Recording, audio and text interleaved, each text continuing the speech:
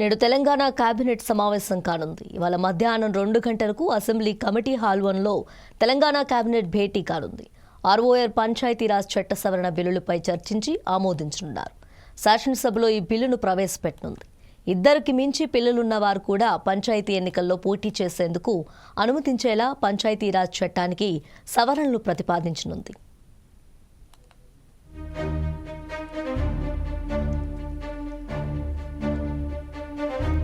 మరోవైపు రైతు భరోసా విధి విధానాలు ఖరారు చేసే ఛాన్స్ ఉంది. వీటిపై శాసనసభ చర్చ నిర్వహించనుంది. ఇక యాదాద్రి భద్రాద్రి థర్మో విద్యుత్ కేంద్రాల నిర్మాణం, ఛత్తీస్గఢ్ విద్యుత్ కొనుగోలు ఒప్పందంపై justice Madan B Lokur commission సమర్పించిన విచారణ నివేదికను రాష్ట్ర మంత్రివర్గం పరిశీలించి శాసనసభలో ప్రవేశపెట్టేందుకు అనుమతించనుంది. ఫార్ములా ఈ రేసింగ్ వ్యవహారంలో మాజీ మంత్రి కేటీఆర్పై కేసు నమోదు చేసేందుకు గవర్నర్ ఆమోదం తెలిపిన నేపథ్యంలో తదుపరి కార్యాచరణపై మంత్రివర్గంలో చర్చించి నిర్ణయం తీసుకునే అవకాశం ఉంది.